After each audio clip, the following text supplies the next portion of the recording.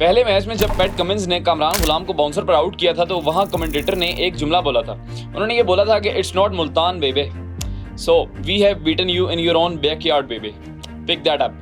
तो पाकिस्तान ने world champions को उनके होम ग्राउंड में शिकस्त दी है और 28 साल बाद पाकिस्तान ने एडिलेड के ग्राउंड में ऑस्ट्रेलिया को शिकस्त दी है। और कितनी एक कन्विंसिंग विक्ट्री थी और कितना देखने में मज़ा आया। मैं एक बात सोच रहा था कि कैसे change of leadership change of Fortune लेकर आती है, और यही चीज़ पाकिस्तान की क्रिकेट में हुई है कि लीडरशिप चेंज हुई है। हाँ, मैं पिछली लीडरशिप पे बिल्कुल ब्लेम नहीं कर रहा, पहले भी जो कप्तान थे वो बिल्कुल ठीक थे। हाँ, कहीं कहीं आपकी अप्रोच थोड़ी सी डिफेंसिव हो जाती है, जहाँ से वो पूरा एक एटमॉस्फेयर आप कह सकते हैं कलेक्टिवली अगर मैं बात करूँ कि एक एटमॉस्फेयर पाकिस्तान की क्रिकेट में ऐसा बन गया था कि टीम नीचे से नीचे ही जाती जा रही थी और ऊपर आ ही नहीं रही था बिल्कुल, मतलब कोई मोमेंटम नहीं बन रहा था पाकिस्तान की क्रिकेट का। और अब जब से रिजवान कप्तान बने हैं, हमने पहले मैच में भी देखा और मेरा ये मानना है कि पाकिस्तान पहला मैच भी जीता हुआ था, यानी कि पैट कमिंस ने बिल्कुल जीत आपके मुंह से छीन कर वो ले गए। पहला मैच भी पाकिस्तान बिल्कुल जीता हुआ था, गालिबन 50 रन ऑस्ट्रेलिया को दरकार थे और 3 विकेटें सिर्फ पाकिस्तान ने लेनी थी।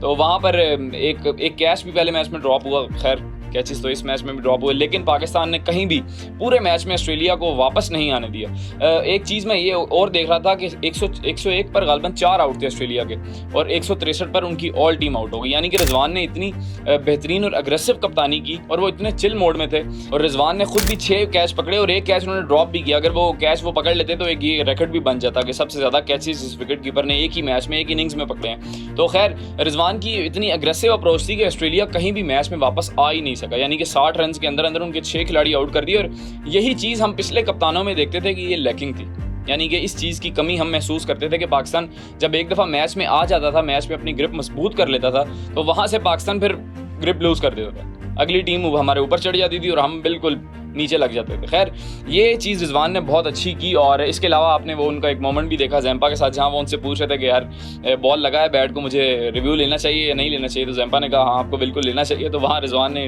रिव्यू लिया।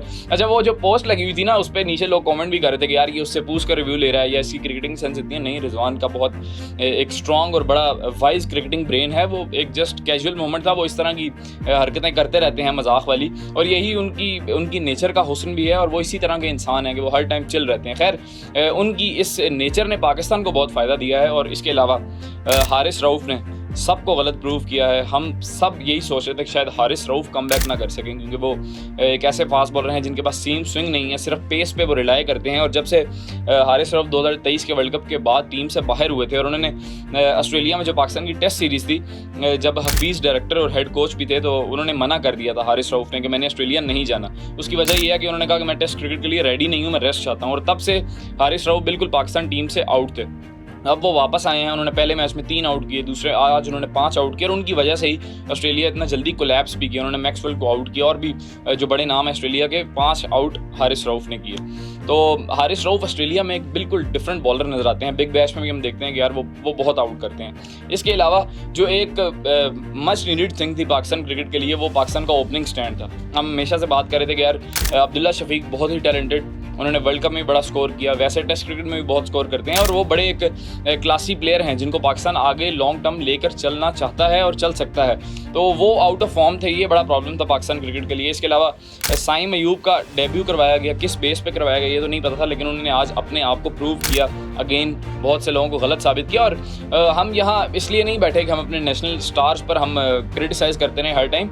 वो हमारे प्लेयर्स हैं, हमारी पाकिस्तान टीम है, और हम ऑब्वियसली अगर कोई बात नोटिफाई करते हैं या किसी बात पे पिन पॉइंट करते हैं तो वो चीज़ गलत हो रही होती है तो हम उसको कहते हैं। तो खुशी होती है कि यार हमारे प्लेयर्स अच्छा खेलते हैं और हमें ही गलत प्रूव करते हैं। हम जो लोग आम जो ये चीज़ें पॉइंट आउट कर रहे होते हैं, तो हम अगर गलत भी प्रूव हों तो क्या है, पाकिस्तान जीतना चाहिए यार। तो ओवरऑल पाकिस्तान ने बड़ी एक 1 साइडेड विक्ट्री हासिल की और उम्मीद करते हैं कि अब आखिरी जो वनडे खेला जाना है, चूँकि अब ऑस्ट्रेलिया के जो 5 मेन प्लेयर्स हैं वो भी जा रहे हैं। मैं कल के वीलॉग में यही बात कर रहा था ना कि यार बात तो तब बने जब पाकिस्तान ऑस्ट्रेलिया की फुल स्ट्रेंथ साइड को हराए। हालांकि इसमें ट्रेविस हेड नहीं थे, इसमें मिचेल मार्श नहीं थे, इसमें डेविड वार्नर नहीं थे, वो रिटायर हो चुके हैं, लेकिन फिर भी ऑस्ट्रेलिया की एक फुल फ्लेज स्क्वाड था और वो भी हमने ऑस्ट्रेलियन कंडीशंस में उनको हराया है। ठीक है, तो ये चीज़ नोट करने वाली है। तो अब आखिरी वनडे खेला जाएगा, उसमें ऑस्ट्रेलिया के जो 5 मेन प्लेयर हैं, Smith, Labuschagne, Starc, Pat Cummins और हेजलवुड, इन 5 को रेस्ट दिया गया है बॉर्डर गवास्कर ट्रॉफी के लिए। तो पाकिस्तान के पास एक ब्राइट चांस है कि 20-22 साल, तकरीबन 22 साल हो गए हैं। 2002 में पाकिस्तान आखिरी बार वनडे सीरीज़ जीता था ऑस्ट्रेलिया में, जब शोएब अख्तर हुआ करते थे। जब आप 22 साल बाद पाकिस्तान को मौका मिला है वनडे सीरीज़ जीतने का, तो वी ऑल होप कि पाकिस्तान इस पर कैपिटलाइज़ करे। तो खैर आपकी इसके बारे में क्या राय है, कमेंट सेक्शन में ज़रूर लिखिएगा। बहुत शुक्रिया।